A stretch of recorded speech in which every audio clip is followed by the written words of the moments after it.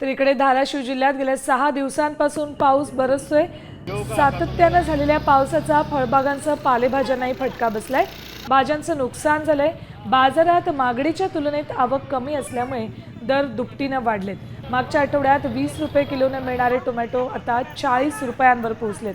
दोडका आणि शेवग्यानं 100ही गाठली। आगामी 2 महिने भाजीपाल्यांचे दर चढेच राहण्याची शक्यता भाजी विक्रेत्यांनी व्यक्त केली।